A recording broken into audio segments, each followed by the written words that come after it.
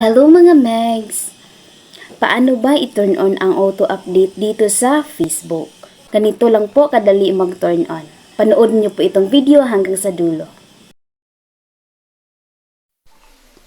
Pag na-open niyo na po ang inyong Facebook page, itap niyo lang po yung profile na may tatlong guhit. Scroll down. Tap Settings and Privacy. Next, tap Settings.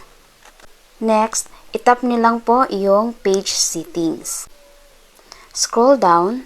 Tapin po natin dito yung media and contacts.